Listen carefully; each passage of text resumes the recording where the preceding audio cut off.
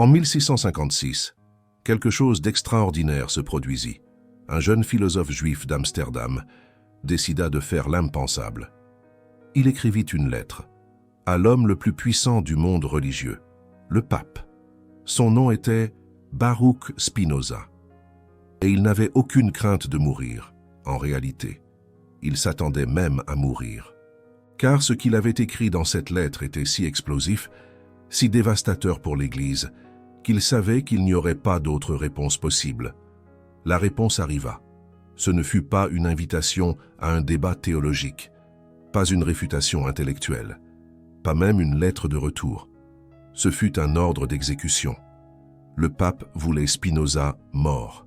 Et cette histoire, que l'Église a mis des siècles à effacer, révèle plus sur le christianisme que n'importe quel livre sacré. Je vais tout vous raconter aujourd'hui, mais d'abord, vous devez comprendre qui était Spinoza en 1656. Il n'avait que 23 ans. Il avait déjà été excommunié par la communauté juive d'Amsterdam. Son excommunication fut la plus sévère jamais enregistrée dans l'histoire juive.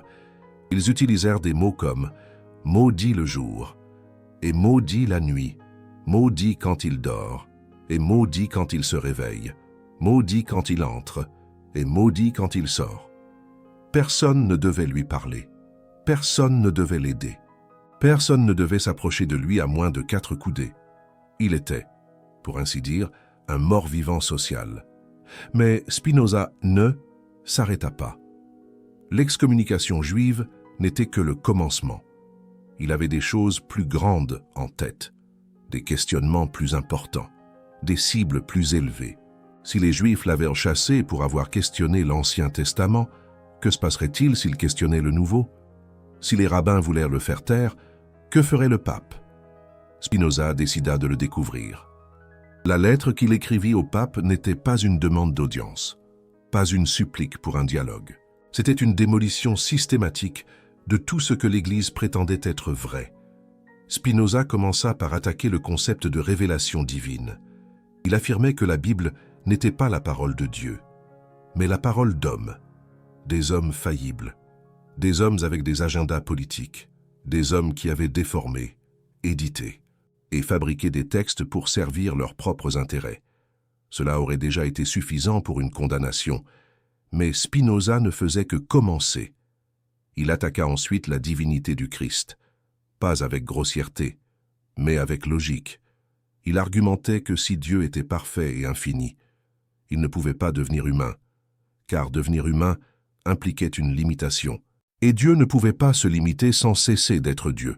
Par conséquent, soit Jésus était Dieu et n'a jamais été véritablement humain, soit Jésus était humain et n'a jamais été véritablement Dieu. Il ne pouvait pas être les deux. La doctrine centrale du christianisme était logiquement impossible. Le pape lut cela, et sa réaction ne fut pas de la curiosité intellectuelle, mais de la fureur. Spinoza continua dans la lettre, attaquant les miracles. Il argumentait que les miracles étaient impossibles car ils contredisaient les lois de la nature. Et les lois de la nature étaient des expressions de Dieu. Par conséquent, un miracle exigerait que Dieu se contredise lui-même, ce qui était impossible pour un être parfait. Chaque miracle dans la Bible, argumentait Spinoza, avait l'une de ces deux explications. Soit c'était une exagération poétique transformée en récit littéral, soit c'était un événement naturel mal compris par des observateurs ignorants. La multiplication des pains, probablement des gens partageant la nourriture qu'ils avaient déjà. La résurrection de Lazare, possiblement un état de coma profond confondu avec la mort. La résurrection même du Christ. Spinoza suggérait que soit Jésus n'était pas réellement mort sur la croix, soit ses disciples avaient eu des visions induites par le deuil et le désir. Pouvez-vous imaginer le pape lisant ces mots, au XVIIe siècle, quand l'Église brûlait encore des hérétiques, quand l'Inquisition opérait encore en pleine vigueur? Spinoza savait exactement ce qu'il faisait. Et il le fit tout de même. La lettre continuait avec une attaque à l'autorité papale. Spinoza argumentait que le pape n'avait aucune autorité spéciale. Il n'y avait rien dans les évangiles qui établissait la suprématie de Rome. Pierre ne s'est jamais rendu à Rome, selon Spinoza. La tradition de la chair de Pierre était une fabrication médiévale. Et même si Pierre s'était rendu à Rome, cela ne conférait pas d'autorité perpétuelle à ses successeurs. Après tout, Judas était aussi un apôtre. Avoir été choisi par Jésus ne garantissait pas l'infaillibilité. Pierre lui-même a renié Jésus à 3 reprises. Si Pierre était faillible, ses successeurs l'étaient aussi. Et s'ils étaient faillibles, ils n'avaient aucune autorité pour définir des dogmes ou condamner des hérétiques. Cette partie de la lettre enragea particulièrement le pape, car elle attaquait non seulement la théologie, mais le pouvoir temporel de l'Église. Elle questionnait le droit du pape de gouverner, de juger, d'exécuter. Spinoza disait que le pape n'était qu'un homme avec des vêtements élaborés et des titres pompeux, mais un homme ordinaire, sans aucune connexion spéciale avec le divin. La réponse papale ne tarda pas. Des documents de l'époque montrent que la lettre de Spinoza arriva au Vatican par le biais d'intermédiaires. Elle fut traduite du néerlandais vers le latin et présentée au pape en audience privée. Le pape de l'époque était Alexandre VII, un homme connu pour son érudition, mais aussi pour son intolérance à tout questionnement doctrinal. Quand Alexandre VII termina de lire la lettre, il n'hésita pas. Il ordonna à l'Inquisition de localiser Spinoza et de l'amener à Rome pour jugement. Cela signifiait une mort certaine. Personne jugé par l'Inquisition romaine pour des hérésies de cette magnitude ne survivait. La sentence standard était le bûcher, parfois précédée de tortures pour extraire des confessions et des noms de complices. Spinoza le savait. Et pourtant, il continua à écrire, il continua à publier, il continua à défier. La question évidente est, pourquoi n'a-t-il pas été exécuté? La réponse révèle beaucoup sur la politique européenne du XVIIe siècle. Spinoza vivait dans la République des Provinces-Unies, et les Pays-Bas étaient protestants. Il ne reconnaissait pas l'autorité papale, et ne livrait pas de citoyens à l'Inquisition. L'ordre d'exécution papale ne pouvait pas être exécuté en territoire hollandais. Le pape était impuissant, et cela l'enragea encore plus s'il ne pouvait pas tuer Spinoza physiquement. Il tenterait de le tuer intellectuellement. Il interdit tous ses écrits. Il plaça ses œuvres à l'index des livres interdits. Il ordonna que tout catholique qui lirait Spinoza serait automatiquement excommunié. Il offrit des récompenses pour des informations sur ceux qui distribuaient ses œuvres. Et il répandit des rumeurs selon lesquelles Spinoza était un agent du démon, un possédé, un fou, n'importe quoi pour le discréditer. Mais rien ne fonctionna. Les idées de Spinoza se répandirent. Des copies clandestines de ses textes circulaient dans toute l'Europe. Des intellectuels lisaient en cachette, débattaient lors de réunions secrètes. Elles passaient de main en main. L'interdiction papale eut l'effet inverse à celui escompté. Elle transforma Spinoza en martyr intellectuel, en symbole de résistance au pouvoir ecclésiastique, en héros pour tous ceux qui doutaient, mais avaient peur de parler. Maintenant, je souhaite examiner de plus près le contenu spécifique de cette lettre, parce qu'il y a des extraits qui ont survécu dans des citations et des références de contemporains. Et ces extraits révèlent la profondeur de l'attaque de Baruch Spinoza. L'un des passages les plus dévastateurs de la lettre traitait de l'Eucharistie. Le dogme catholique affirme que, pendant la messe, le pain et le vin se transforment littéralement en corps et sang du Christ. Pas symboliquement, littéralement. C'est ce qu'on appelle la transsubstantiation. Baruch Spinoza a attaqué ce dogme avec une précision chirurgicale. Il a argumenté que l'idée de transsubstantiation était philosophiquement absurde. Comment la substance de quelque chose pouvait-elle changer alors que ses propriétés restaient identiques? Le pain avait toujours le goût du pain. Il avait toujours la texture du pain. Il nourrissait toujours comme du pain. Dans tous les aspects mesurables, il restait du péin. Affirmer que c'était la chair d'un homme mort il y a des siècles était non seulement faux, mais insensé. Baruch Spinoza est allé plus loin. Il a suggéré que l'Eucharistie était une forme de cannibalisme rituel. Les catholiques, argumentait-il, mangeaient symboliquement leur Dieu, et s'ils prenaient la doctrine au sérieux, littéralement. C'était exactement ce que les Romains accusaient les premiers chrétiens de faire. L'Église était devenue ce que ses ennemis l'accusaient d'être. Vous pouvez imaginer le pape lisant ces mots. être accusé de diriger un culte cannibale, par un juif excommunié d'une vingtaine d'années, dans une lettre envoyée directement au Vatican. L'audace était presque incompréhensible. Un autre extrait de la lettre traitait de la confession auriculaire, la pratique de confesser ses péchés à un prêtre en privé. Baruch Spinoza argumentait que c'était un outil de contrôle social déguisé en sacrement. Les prêtres connaissaient les secrets de tout le monde. Ils savaient qui trompait sa femme, qui volait, qui avait des pensées hérétiques, qui complotait contre qui. La confession donnait à l'Église un appareil d'espionnage incomparable. Aucun roi n'avait d'informateur aussi efficace. Aucun tyran n'avait un accès aussi intime à la vie de ses sujets. Et tout cela déguisé en soins pastoral. Spinoza considérait la confession comme l'une des inventions les plus géniales et perverses de l'histoire.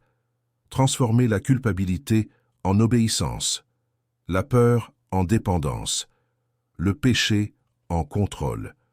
Le prêtre qui entendait les confessions n'était pas là pour pardonner. Il était là pour cataloguer, pour se souvenir, pour utiliser quand nécessaire. L'Église pouvait détruire n'importe qui, à n'importe quel moment. Il suffisait de révéler ce qu'elle savait, ou de menacer de le révéler. Baruch Spinoza argumentait que cela expliquait pourquoi tant de nobles et de rois obéissaient à l'Église. Ce n'était pas la foi, c'était la peur. La peur de ce que le confesseur savait sur EEX, la peur de voir leurs péchés exposés, la peur d'être détruits par des informations qu'ils avaient eux-mêmes fournies. La confession était du chantage institutionnalisé, et le pape était le chef de la plus grande organisation de chantage au monde. Ces accusations étaient de la dynamite pure, et Baruch Spinoza les a faites sans hésiter. Il y a un autre extrait de la lettre qui mérite une attention spéciale. Baruch Spinoza a remis en question le célibat clérical. Il a argumenté qu'exiger que les prêtres ne se marient pas était antinaturel et contre-productif. Le désir sexuel faisait partie de la nature humaine. Le nier ne l'éliminait pas. Cela le dirigeait simplement vers des canaux moins sains. Baruch Spinoza a suggéré avec des siècles d'avance que la répression sexuelle imposée au clergé mènerait à des abus, que les hommes interdits d'avoir des relations normales chercheraient satisfaction de formes distordues, que l'Église créait un environnement propice aux prédateurs. Cette partie de la lettre semble presque prophétique aujourd'hui. Quand les scandales d'abus sexuels dans le clergé sont venus à la lumière des siècles plus tard, les mots de Baruch Spinoza ont pris un nouveau sens. Il avait prévu, en 1656, dans une lettre au pape lui-même, mais personne n'a voulu entendre. Il était plus facile de l'appeler hérétique et d'ordonner sa mort. Baruch Spinoza a également attaqué la richesse de l'Église. Il a contrasté les enseignements de Jésus sur la pauvreté avec l'opulence du Vatican. Jésus a dit qu'il était plus facile pour un chameau de passer par le trou d'une aiguille qu'un riche d'entrer dans le royaume des cieux. Alors pourquoi le pape vivait-il entouré d'or? Pourquoi les cardinaux portaient-ils des vêtements qui coûtaient plus cher que ce que les paysans gagnaient en une vie entière? Pourquoi l'Église facturait-elle les sacrements? Le baptême avait un prix, le mariage avait un prix, les funérailles avaient un prix, même le pardon avait un prix à travers les infâmes indulgences. Spinoza voyait l'Église comme une société commerciale, déguisée en institution spirituelle. Le produit était le salut, et le prix était tout ce qu'ils pouvaient extraire des fidèles. Les pauvres donnaient leur dernière pièce en espérant échapper à l'enfer. Les riches achetaient des cathédrales entières pour garantir de bonnes places au ciel, et l'Église devenait de plus en plus riche, tout en prêchant le désintérêt matériel. L'hypocrisie était systématique. Et Baruch Spinoza l'a exposé sans pitié. Il existe des témoignages selon lesquels, lorsque le pape a fini de lire la lettre, il l'a jetée au feu. Il a ordonné que toutes les copies soient détruites, que toute référence à celle-ci soit éliminée. Il voulait que la lettre n'ait jamais existé. Mais il était trop tard. Baruch Spinoza en avait fait des copies, envoyées à de multiples destinataires, garantissant que ces mots survivraient même s'ils ne survivaient pas. Et ils ont survécu. Des fragments ont été conservés dans des lettres de contemporains. Des résumés sont apparus dans des correspondances entre intellectuels. L'essence des accusations s'est répandue, même si le document original a été détruit. Maintenant, je veux parler des conséquences pratiques de cette lettre. L'ordre d'exécution papal n'était pas seulement symbolique. Le Vatican avait les moyens de faire appliquer ces sentences, même en territoire hostile. Des assassins étaient engagés, des espions étaient envoyés, des accidents étaient arrangés. Baruch Spinoza le savait, et il a pris des précautions. Il a changé d'adresse à plusieurs reprises. Il utilisait des pseudonymes dans ses correspondances. Il évitait les habitudes prévisibles. Il y a des témoignages de tentatives d'empoisonnement, d'étrangers posant des questions sur lui dans les tavernes, d'hommes suspects observant sa maison. La menace était réelle et constante. Spinoza vivait sous sentence de mort. Mais il a continué à travailler. Il a continué à écrire. Il a continué à défier. Ce courage, ou peut-être cette têtarderie, est ce qui impressionne le plus dans cette histoire. Il aurait pu se rétracter. Il aurait pu demander pardon. Il aurait pu alléguer que la lettre avait été mal interprétée. Mais il n'a rien fait de tout cela. Il a maintenu chaque MOT. Il a réaffirmé chaque accusation. Et il a ajouté de nouvelles. Son livre le plus célèbre, L'Éthique, a été publié à titre posthume. Exactement parce qu'il savait que le publier de son vivant équivaudrait à un suicide. Malgré cela, des copies manuscrites circulaient. Des personnes risquaient leur vie pour le lire, et risquaient encore plus pour le copier. Les idées étaient plus fortes que la peur. La vérité était plus importante que la survie. Du moins pour certains. Spinoza est mort en 1677, à l'âge de 44 ans, officiellement de la tuberculose, mais certains remettent cela en question. La maladie pulmonaire pourrait avoir été causée, ou accélérée, par la poussière de verre qu'il inhalait dans son travail de polisseur de lentilles, ou cela pourrait être autre chose. Certains historiens suggèrent un empoisonnement lient. L'arsenic était la méthode privilégiée à l'époque.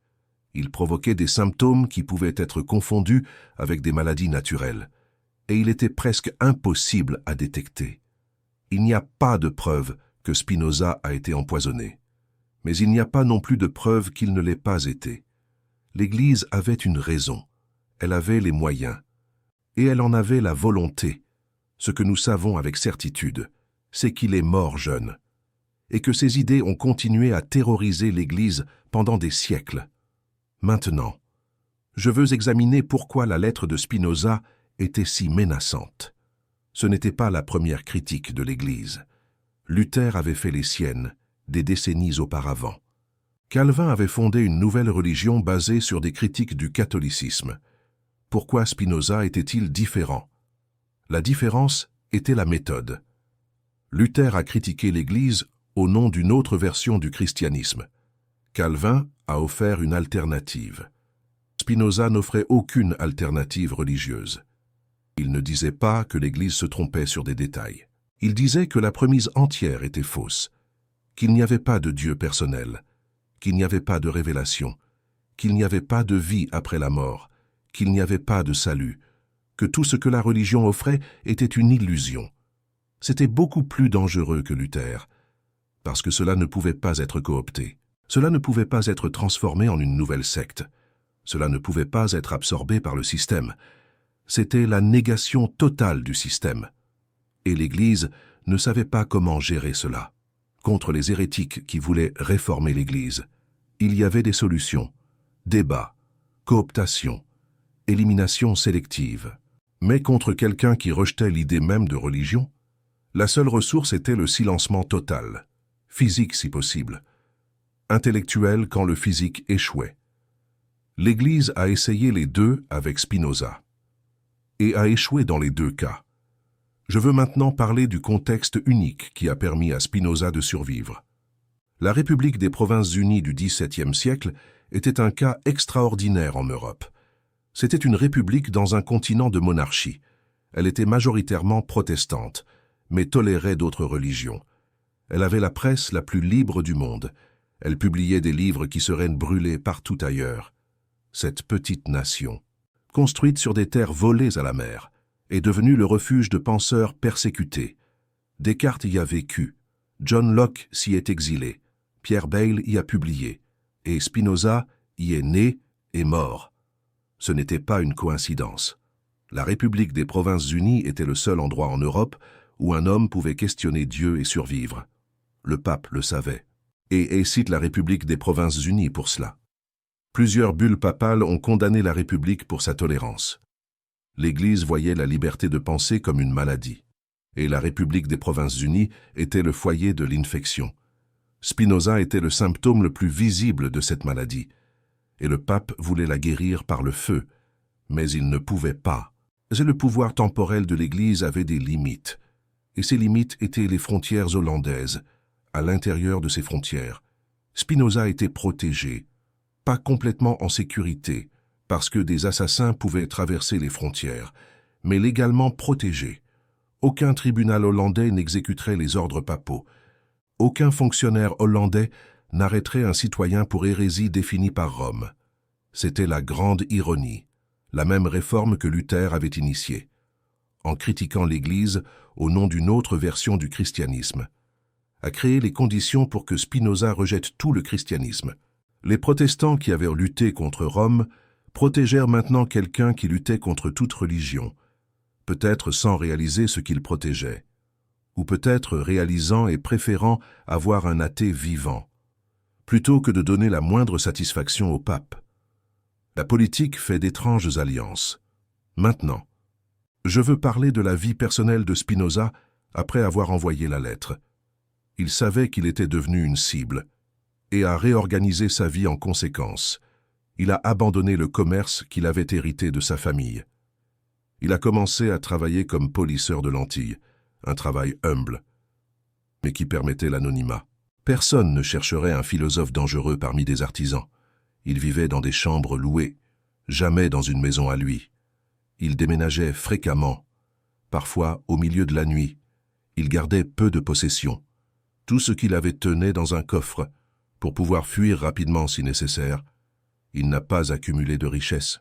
Il n'a pas cherché le confort. Il n'a pas fondé de famille.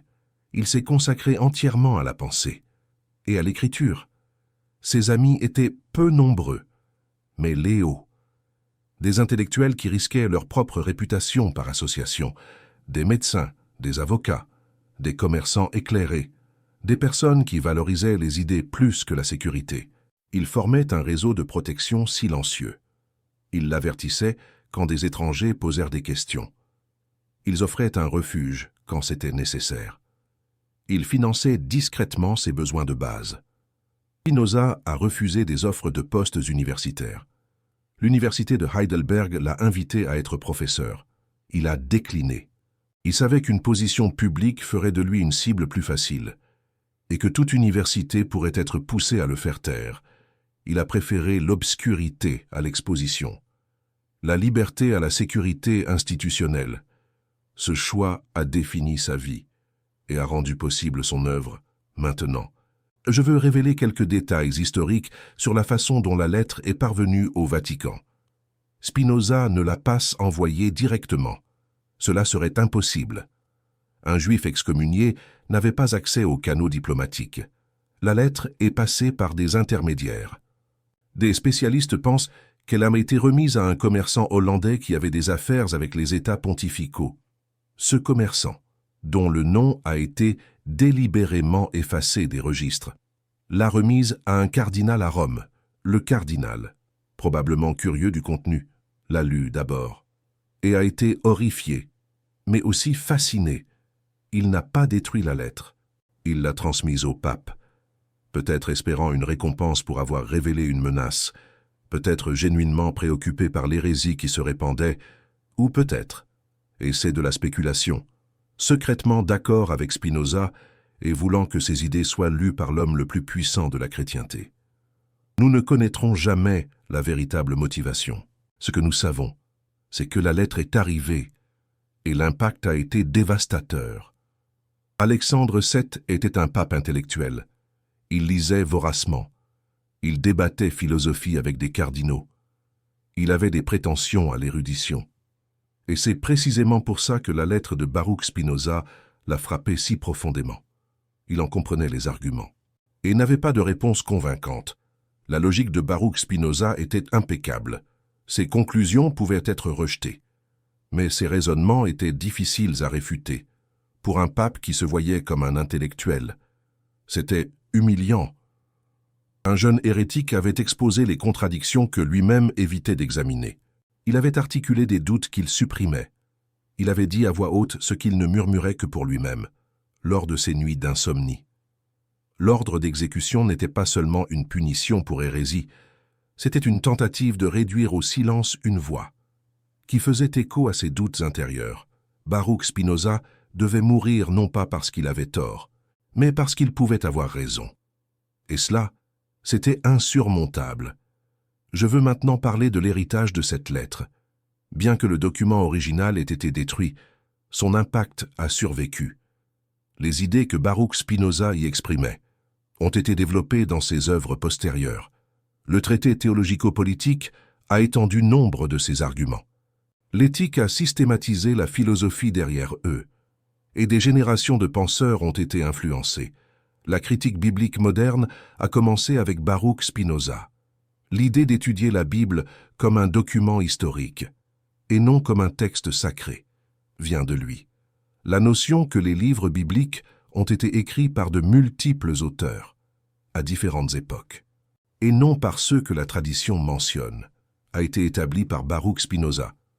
La compréhension que les textes religieux sont des produits de leur temps et de leur contexte, et non des vérités éternelles, a été articulée en premier par lui. Tout cela était présent dans la lettre au pape, sous forme embryonnaire. Certes, mais reconnaissable. L'Église a passé des siècles à essayer de réfuter Baruch Spinoza, et a échoué au XIXe siècle. La critique historique de la Bible est devenue académiquement respectable. Des protestants allemands ont développé des méthodes sophistiquées d'analyse textuelle et sont arrivés aux mêmes conclusions que Baruch Spinoza avait atteintes 200 ans auparavant.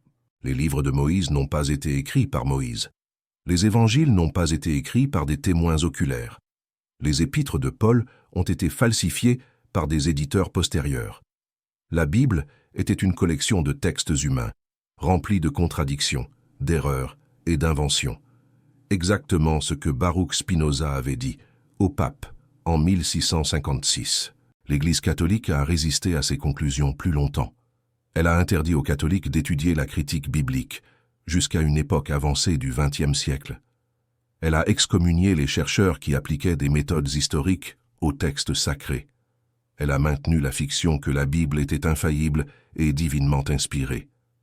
Mais la bataille était perdue. Les idées de Baruch Spinoza avaient gagné, pas auprès du grand public, qui continue de croire en des versions simplifiées, mais parmi les chercheurs, les intellectuels, parmi ceux qui examinent vraiment les preuves. Baruch Spinoza avait raison, et l'Église le savait. C'est pour cela la fureur, c'est pour cela l'ordre d'exécution, c'est pour cela des siècles de tentatives de silencement. On ne dépense pas autant d'énergie à combattre des idées fausses. On la dépense à combattre des idées vraies qui menacent le pouvoir établi. Je veux maintenant révéler comment l'Église a tenté de détruire la réputation de Baruch Spinoza, quand elle n'a pas réussi à détruire son corps. La campagne de diffamation a été systématique.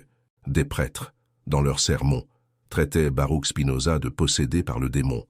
Ils affirmaient qu'il avait fait un pacte avec Satan, que ses idées n'étaient pas le produit d'un raisonnement, mais d'une possession démoniaque.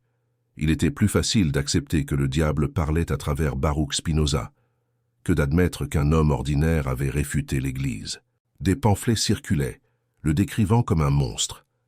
Il disait qu'il avait des caractéristiques physiques difformes, qu'il sentait le soufre, que les animaux fuyaient sa présence. Rien de tout cela n'était vrai. Baruch Spinoza était un homme d'apparence commune, décrit par ses contemporains comme gentil et éduqué. Mais la propagande n'a pas besoin de vérité. Elle a besoin de répétition. Et l'Église avait des siècles d'expérience en matière de propagande. Une autre tactique a été d'associer Baruch Spinoza à tous les maux du monde. Quand des pestes frappèrent des villes, des prêtres disaient que c'était une punition divine pour avoir toléré des hérétiques comme Baruch Spinoza. Quand des guerres éclataient, c'était parce que l'Europe avait permis le blasphème. Quand les récoltes échouaient, c'était la colère de Dieu contre ceux qui lisaient des livres interdits. Baruch Spinoza est devenu un bouc émissaire commode.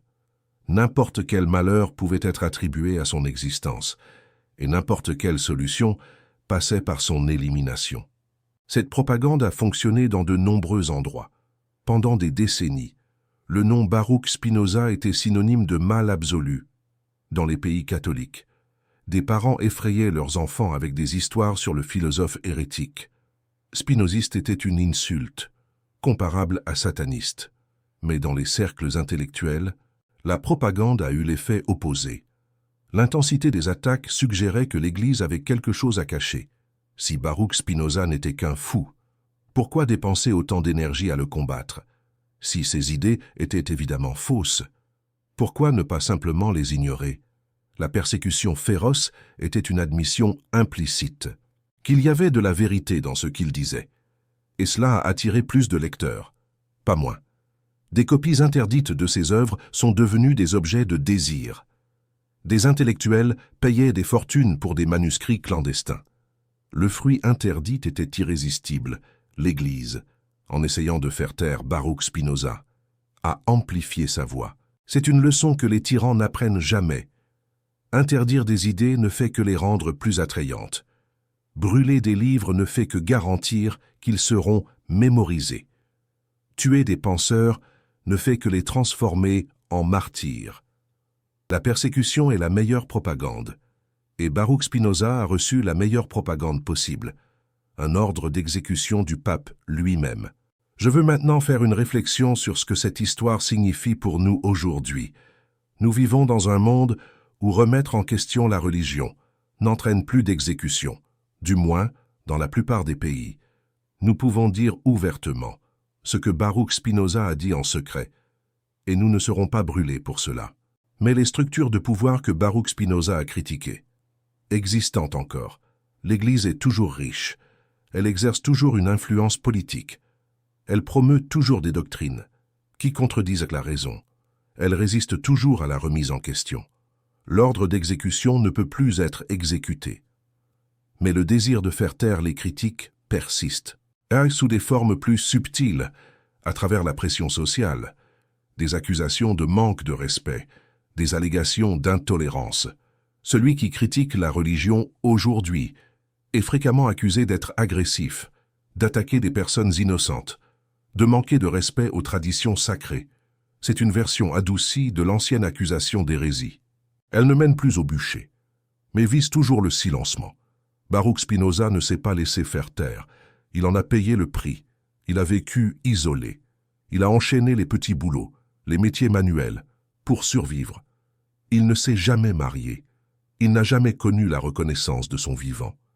Il est mort jeune, dans une relative obscurité. Mais ses idées ont survécu et elles ont transformé le monde. Chaque fois que quelqu'un lit la Bible avec un esprit critique, il marche dans les pas de Baruch Spinoza. Chaque fois que quelqu'un remet en question les dogmes, il marche dans les pas de Baruch Spinoza. Chaque fois que quelqu'un refuse d'accepter des vérités imposées par l'autorité, il marche dans les pas de Baruch Spinoza. La lettre au pape fut l'apogée, le moment le plus audacieux de ce parcours, le moment où un jeune homme excommunié a osé défier le pouvoir suprême de la chrétienté, et lui a dit « Vous avez tort. Votre Église est une imposture, une vaste escroquerie. Vos dogmes sont des mensonges. Votre autorité, une illusion. » Et je peux le prouver. La réponse fut un ordre d'exécution, mais l'exécution a échoué. Et la preuve demeure. Si vous regardez cette vidéo, c'est parce que ces idées ont survécu, parce que la vérité, même persécutée, finit toujours par se frayer un chemin, parce que des hommes comme Baruch Spinoza ont existé et ont tout risqué pour que nous puissions penser librement. La lettre au pape a été détruite, mais son esprit vit en chaque personne, qui ose questionner en chaque esprit, qui refuse les dogmes en chaque cœur, qui cherche la vérité, même quand elle dérange. Baruch Spinoza a écrit sa lettre il y a plus de 3 siècles. Et nous attendons toujours que le Vatican y réponde. Pas par des ordres d'exécution, non, mais par des arguments. Nous attendons encore. Et nous attendrons probablement toujours, parce qu'il n'y a pas d'argument. Il n'y a que le pouvoir. Et le pouvoir ne survit pas au questionnement. C'est pour cela que ceux qui questionnent sont dangereux. C'est pour cela que cette lettre a mérité un ordre d'exécution.